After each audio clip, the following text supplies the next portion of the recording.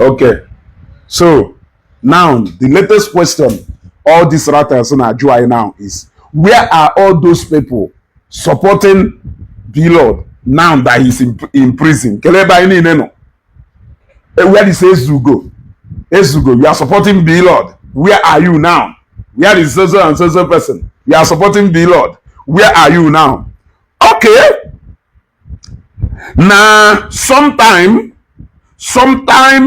in March 2024, VDM was remanded in prison custody for 40 days. And in March, again, that same year, he was remanded, in June,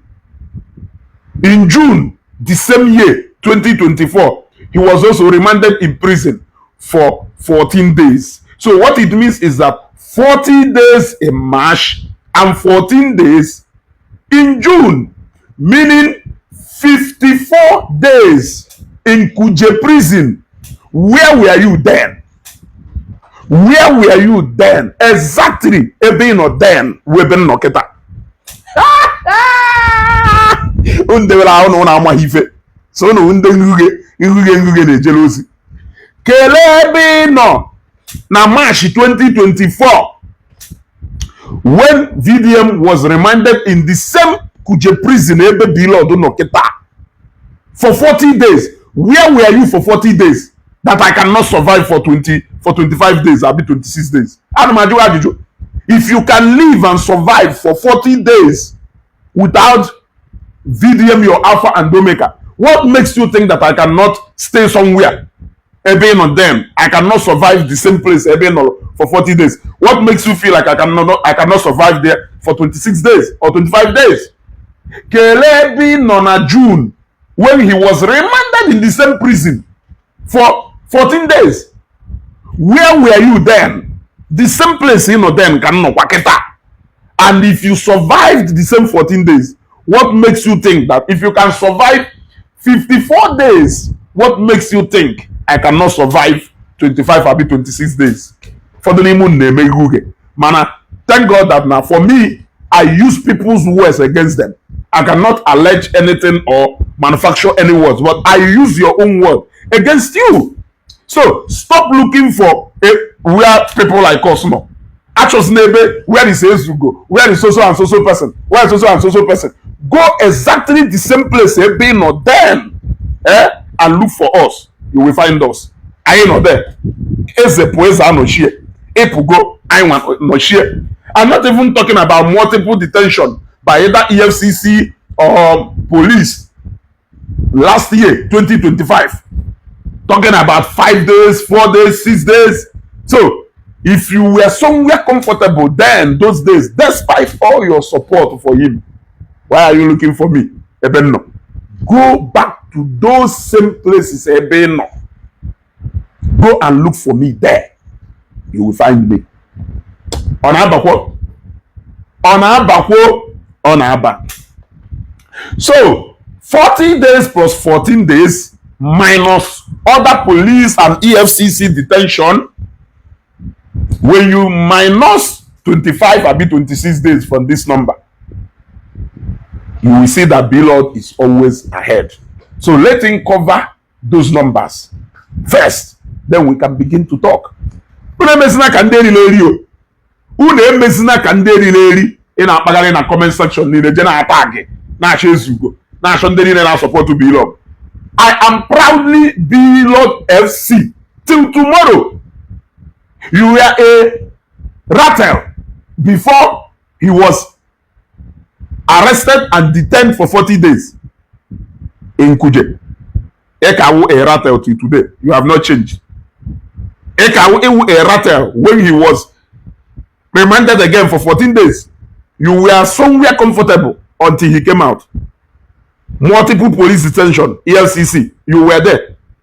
What makes you think that reminding Blord will make me less of a Blord FC or will make me to start having a rethink? When you failed to have a rethink about VDM for a whole 40 days. Do you know what it means? For a whole 40 days, you failed to have a rethink. You never regretted supporting VDM for a whole 40 days. But you are looking for me to start wallowing in regret and whatever you call it for supporting him because he has been remanded for 25 days. Eh? Ụfọdụ n'ime unu eriri unu eri. So ọ bụrụ na iwu a supporter of Blord, ha wee na-ata gị wee na-asị where are you now? Ezugbo, where are you now? Why can't you go and stay with the Blord in prison now? Why can't gwakwe na mosere na ebe ị nọ wee bụ ọnọ mgbe ịya bụ ojo na tentonto dike tili their alpha and omega ọwụ na ha believe no Blord no VDM tili Blord na prison na remand custody jekwa gwe na mosere not the same place ebe ị nọ ebe ha nọ mgbe ahụ ịya bụ ojo na tonto dike tili the almighty VDM na prison na ebe ahụ ka ị nọ, and for the mere fact that na first survive for 40 days and 14 days na the same place that you are going to survive these 25 or 26 days. Are you getting my point? And they have no VDM tili Blord na prison. Why? Yes, that we also went Iyabojo and Tonto Dike tili VDM na prison and having no victory. It is something to brag about. Look at Barrister Marshall. Reminding people in custody. Many, depending on the cases.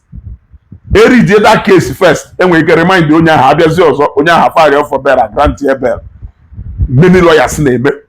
It is something for Marshall to come and start celebrating.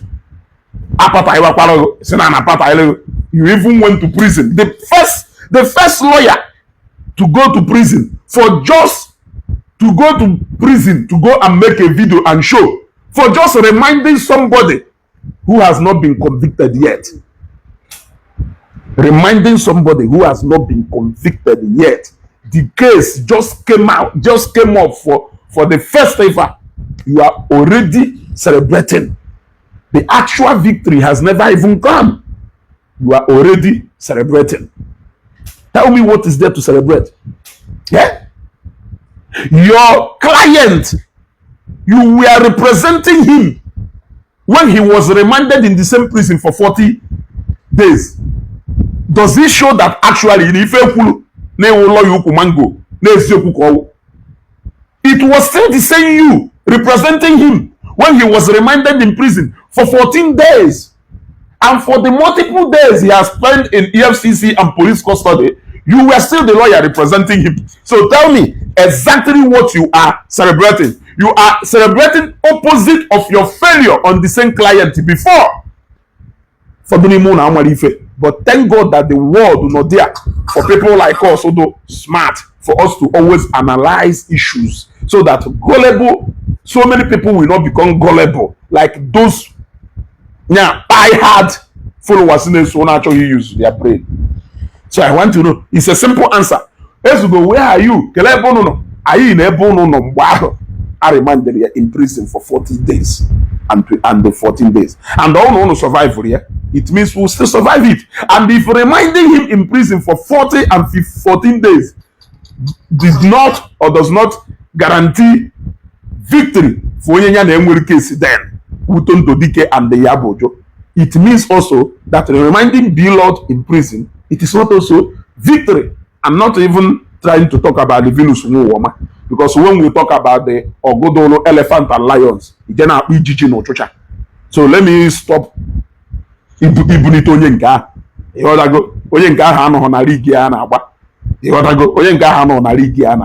So I'm still thanking Blord for standing up against this canker worm. At least other people are going to go that if you face VDM, it is only going to end in court. They will not be thinking that no any other thing or capable of doing. When he threatens you that how many million followers, no video, he can do this. If we couldn't bring down Blord's business with the 4-point-something million followers and the Blord 600 and something, about 690 something thousand followers, we appear here left, right, and center. What makes you think you cannot do that? Tell me, can even make you that you cannot do that? So, the Lord has set a precedent. He has sent a what I go for us to know that you can actually confront this man. That when you match him power to power on social media, also when you 10 million, also when you 5 million views. Now those people, those 50,000 or 100,000 it is a good number to take away sleep from his eyes. At least he now believes that he has something to lose. Believe something to lose. When you come for me, you are this one. Meaning I have nothing to lose. He said it countless times that he has nothing to lose. I'm very glad that now he has an image. He has an image, integrity, and the personality to protect. We have learned this now. VDM used to say, I have nothing to lose. If you come for me, you lose. If I come for you, you lose. So now we all know that he has something to lose. Yeah. Obi is gradually growing into a man. I can never sue. A man who said that he can never sue has already sued somebody. Obolo na amalife. Obolo na amalife. Okay, where's go? So, my people, ebunu no kaino. Ebunu no den. Kaino kwakita. So, Ezugo.